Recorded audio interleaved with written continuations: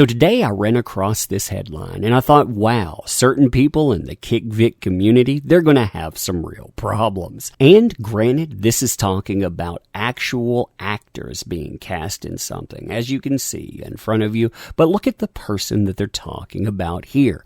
They're talking about Chris Sabat. I mean, this is a guy that's been involved in all types of controversy. And also, he's a person that's going out and playing, what's that again? Oh yeah, Japanese characters. Now, if you look at him, you look at that certain shade, he seems to have a little bit of a pale issue. You know, a very, very pale issue. And that's what all of this stuff is about. I mean, really, you can slap on any gloss and veneer, call it whatever buzzword, but at the end of the day, it's about you being a certain shade, and that character, well, it's not. So hey there. So today we are returning to that wonderful world of dub, and we're going to talk about what's happening here, because I think that this is pretty funny. I mean, if you think back to about a year ago, certain power players within the dub anime voice acting community thought they would reach out to the purveyors of cancel culture and say, hey, come on in, we need you. They threw out buzzwords, they espoused specific rhetoric, and they thought because they did that, they would be safe. That stuff, it works for a while too. You know, these people, they'll leave you alone until they need something. See, what's amazing about this is while it talks about what's in front of the camera, really it's about a certain buzzword, whitewashing, and it's also about taking shots at specific actors and taking shots at things like One Piece. I mean, you'll notice that in here too. So My Hero Academia is part of the modern big three when it comes to shonen manga popularity. One Piece is still there despite all hopes to the contrary, they say. And that means, of course, there are talks about live action adaptation. 3 words that put the fear of God into fans of animation, but especially anime. That is a fear for multiple reasons, but for me, you notice it always goes back to them. Whitewashing is the biggest one. Now, what's interesting about that term whitewashing is it is one of those go-to things that these folks, they love to throw around. If you look at the headline in front of you, for example, and this is a brand new headline, Kotaku is spreading around a handful of tweets in attempts to spark whitewashing controversy around B's latest Pokemon Twilight wing appearance. Now, what should worry all of those folks out there is that it's a different medium altogether. I mean, sure, you could argue it's still out in front of the camera, but we're talking about video games here. We're talking about characters. And if you notice, I mean, really, what are we saying from left to right? See, here's the technical QA lead for Jurassic World Evolution talking about the article Kotaku puts out, saying these are the people that are going to react to it, but that article is right. Even with anime's weird lighting, B very clearly has a lighter skin tone in the show than she does in the game. I hope future episodes correct this. I want to chalk it up to a simple error.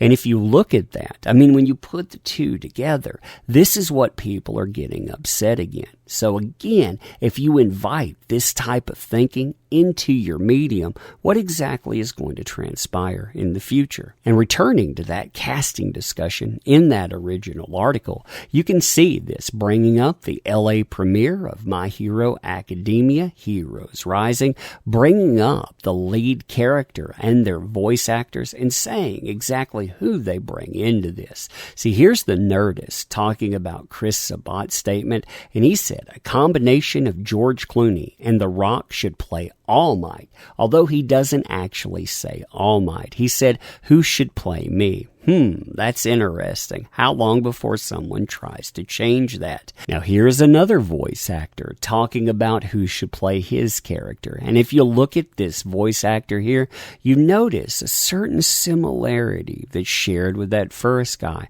Oh yeah, he's a really whiter shade of pale. He's also saying that Tom Holland should play his character. These folks don't like it. And again, if they have that kind of problem in front of the camera, what do you you think they're going to think behind it? See, I think this statement, and actually segues into that, showcasing what they take umbrage to. I mean, he says, Spider-Man, talking about Tom Holland, it's super close. They've both got that awkward energy, and we both kind of sound similar. So I think it'd be great.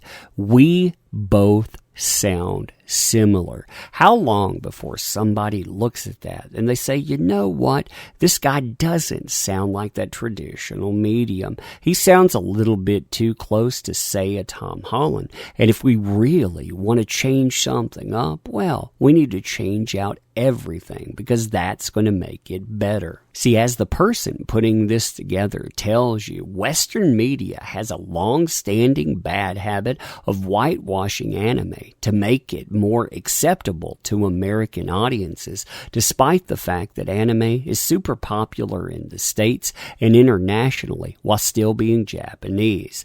But I, talking about themselves, of course, because you always have to return there, am not the one making these choices. Now, one thing that I can say that they're right about is popularity. And that popularity, it will make companies go out, try to placate people, and the people they try to placate, they're the ones with the loudest voices.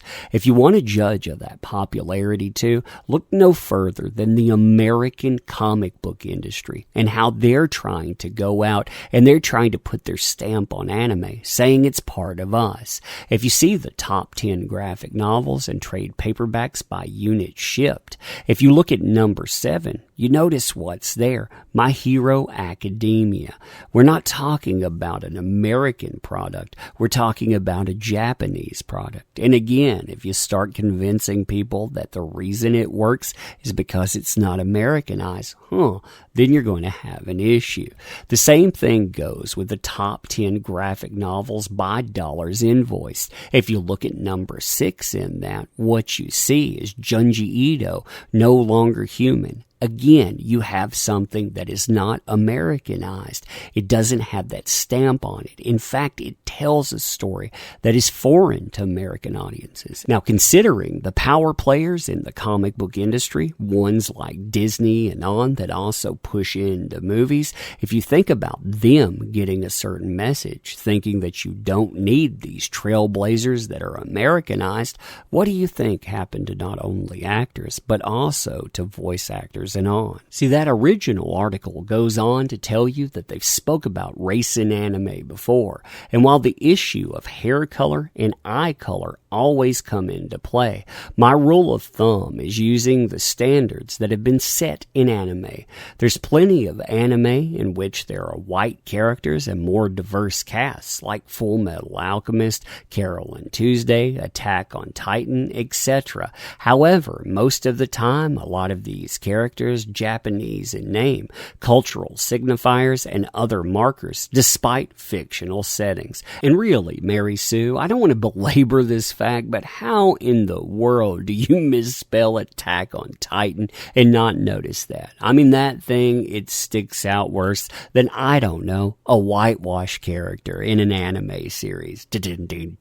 See, what a lot of these voice actors and other folks don't get is that they're allies here. They're the keepers of controversy. If you look at this portion, same article, they bring up the names of MHA being Japanese puns, which led to a whole controversy from weeks ago because one character had a name that seemed similar to a reference of World War II war crimes. You know, they brought that up. They actually aimed at My Hero Academia, making something get changed, because if you don't change it, well then, we'll actually put your whole series down. They then go in to hammer this idea, telling you that they even understand as a result of making the movie in the US, they would need more diverse casts. But why does it always have to be the lead? Why does it usually end up being only one Asian person and that's it? I don't like the expectation that we need to separate Japanese identity publicity from the work in order to sell the product to an audience that isn't familiar with anime. We don't need Tom Holland for this role. We need young Asian actors like Forrest Wheeler to be getting opportunities as well as unknown actors. Then they finalize this by telling you, and quite correctly, that My Hero Academia is strong enough to stand on its own, that we should have amazing scripts and not worry about casting, although they're wrong about that last part because that last part actually works into marketing. Still, like I said, all of this has been about a specific buzzword. And that buzzword, it should worry anybody. And it should definitely worry those types of people that have invited that into their communities. Because, hey, if you had that standing side by side with you, say Hollywood, say dub actors, say video game makers and on, one day you're going to find that all of these buzzwords, they're going to put you right out of a job. But anyway, you tell me what you think about this stuff. I mean, really, when you look at it, is it something that you care about? Personally, I'd like just a good product. But anyway, you tell me. Finalizing this, let me say thank you for showing up. You do make this stuff work, and a lot of people, they don't take time to tell you that. I truly appreciate you being here. You make this stuff work. If you want to subscribe and share videos, awesome, but your time, it is valuable, so thank you for spending it here.